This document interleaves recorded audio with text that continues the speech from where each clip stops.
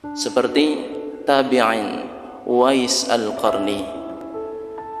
Siapa? Uwais Al-Qarni. Beliau penduduk Yaman.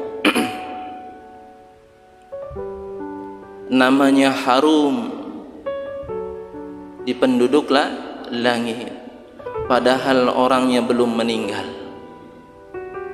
Orangnya masih hidup, tapi namanya harum di penduduk langit. Siapa penduduk langit? Para malaikat. Bidadari berebutan. Bayangkan, direbutin oleh bidadari. Subhanallah. Uwais Al-Qarni, seorang tabi'in yang hidup di masa Rasulullah. Tapi kata Rasulullah apa? Berpesan kepada para sahabatnya, wahai Abu Bakar, wahai Umar, sepeninggalku ada seseorang dari negeri Yaman yang namanya Uwais Al-Qarni. Ciri-cirinya di pundaknya ada bekas penyakit kulit sopak. Orang itu susah ditemukan. Jikalau engkau mendapati ia, maka mintalah doa kepada dia. Seorang Umar, seorang Abu Bakar diperintahkan meminta doa kepada seorang tabi'in. Artinya apa? Makomnya begitu dekat dengan Allah. Sehingga tatkala datang masa haji, ya, di zaman Khalifah Abu Bakar, setiap kali ada rombongan dari Yaman, Khalifah selalu bertanya, adakah di antara kalian yang bernama Uwais Al-Qarni? Nggak ada, lewat. Adakah di antara kalian yang bernama Uwais Al-Qarni? Nggak ada, lewat. Maka nama Uwais Al-Qarni terkenal oleh orang-orang Yaman setelah pulang haji. Ketika mereka pulang ke negeri Yaman, para hujjaj ini, para haji ini, mereka bertanya-tanya. Bahkan Raja Yaman pada waktu itu memerintahkan anak buahnya untuk mencari yang namanya Uwais Al-Qarni. Siapa ini sebenarnya Uwais Al-Qarni? Orangnya dicari-cari, disebutkan oleh Rasulullah. Sedangkan Uwais Al-Qarni orangnya susah dicari.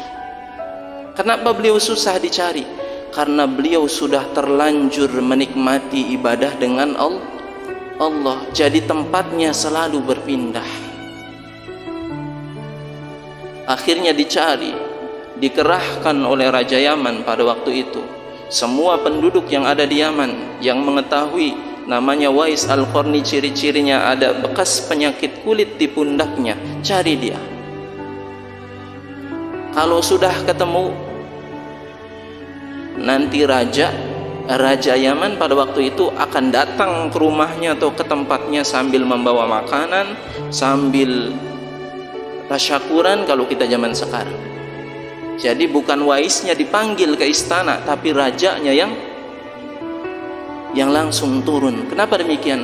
Karena rajanya tahu begitu besarnya makom Uwais Al-Qarni di hadapan Allah, sehingga tidak pantas bagi dirinya untuk memanggil Uwais Al-Qarni. Akhirnya diketahuilah Uwais Al-Qarni dalam persembunyiannya menikmati beribadah kepada Allah. Ada di sudut itu, maka diperintahkan oleh raja agar semua penduduk datang ke tempatnya Uwais Al-Qarni, ya. Tasyakuran, menyembelih onta, menyembelih kambing. Oh, ternyata engkau yang bernama Uwais Al-Qarni. Orangnya tawaddu, orangnya taat. Sehingga apa pesan Uwais Al-Qarni? Hari ini semua masyarakat telah tahu tentang diriku, maka besok mohon izin raja, jikalau aku menghilang dari tempat ini, maka jangan pernah dicari. Akhirnya besok Uwais Al-Qarni pindah dari tempatnya, menyendiri lagi, mencari tempat yang tidak diketahui oleh orang, karena dia sudah begitu menikmati beribadah kepada Allah. Jadi Wais Al-Qarni itu ada dua keutamaan. Keutamaan dia pertama, dia berbakti kepada orang tuanya, ibunya. Kedua, dia menikmati beribadah kepada Allah. Sehingga orangnya belum meninggal dunia, tapi namanya sudah harum di penduduk langit. Hari ini ada nggak Wais zaman modern? Wais zaman modern hari ini berjamaah di masjid. Salatnya jangan sendiri. Amalan infiradi, amalan yang sendiri itu dilakukan diantaranya amalan-amalan sunnah. Ya, amalan sunnah, tahajud. Tapi kalau untuk salat wajib jamaah. Itu Wais Al-Qarni. Subhanallah.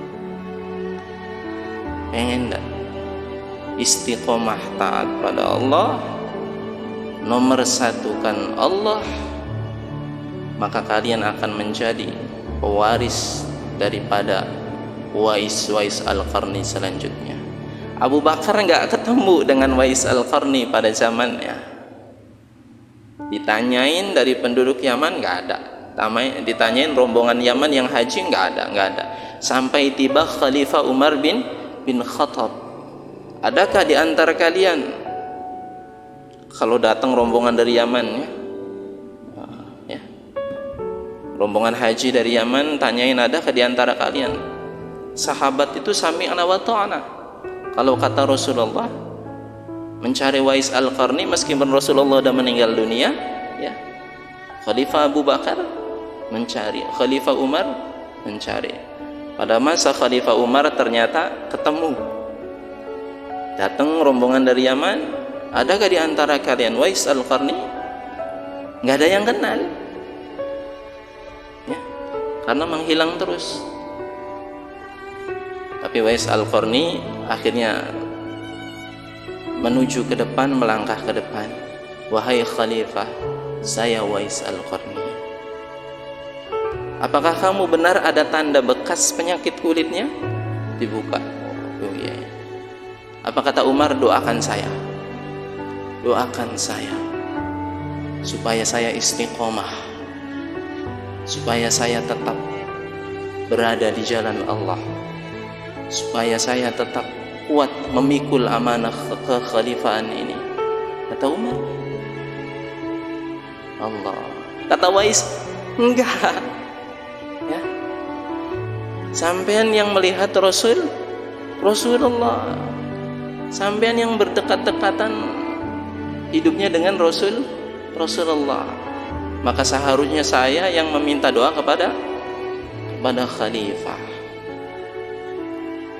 Kata Umar, sesungguhnya Rasulullah telah bersabda, ya, dan telah berpesan, berwasiat, kalau seandainya ada Wais Al-Qarni dari Yaman dengan ciri-ciri tersebut, maka mintalah doa kepada dia. Allah. Ya. Jadi semua umat muslim ini punya kesempatan untuk menjadi berlian dan permata, sebagaimana Wais Al-Qarni. Tidak pandang siapa kamu, dari keturunan mana, profesinya apa, enggak. Semuanya bisa menjadi Wais Al-Qarni dengan syarat dia taat pada Allah dan taat kepada orang tuanya. Karena dalam kisah yang lain, kenapa Wais Al-Qarni itu terkenal di penduduk langit? Karena dia taat kepada orang tuanya, kepada ibunya, sehingga dia hidup di zaman Rasulullah. Kenapa tidak ketemu dengan Rasulullah? Karena dia menjaga ibunya. Ibunya buta dan lumpuh. Kalau ia tinggalkan, yang mana pada waktu itu tidak ada kendaraan, niscaya tidak ada yang menjaga ibunya. Maka untuk mengobati kerinduan dengan Rasulullah pada waktu itu, Wais setiap pagi setelah subuh selalu keluar, menghadapkan badannya ke kiblat, ke Masjidil Haram sambil melambaikan tangan. Assalamualaikum ya Rasulullah. Tiap pagi seperti itu. Maafkan saya nggak bisa ketemu dengan engkau. Ada ibu saya. Suatu ketika kata ibunya apa? Wahai anakku, saya tahu engkau rindu dengan Rasulullah. Ya. Maka nggak apa-apa.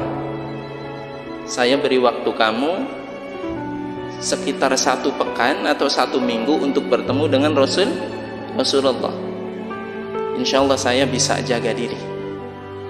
Akhirnya Uwais Al-Qarni apa?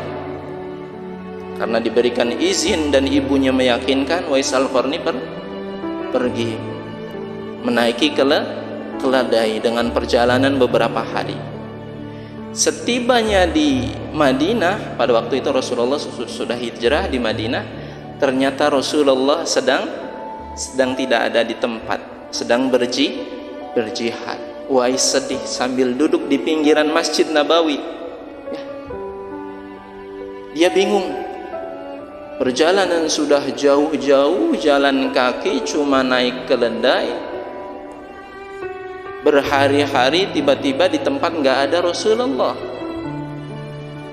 Maka Uwais khawatir dengan ibunya. Akhirnya beliau kembali lagi tanpa berjumpa dengan Rasulullah. Jadi kemuliaan seorang hamba itu, ya meskipun kita tidak akan mencapai makomnya para sahabat, tapi kita mempunyai peluang untuk menjadi hamba yang berharga di mata Allah.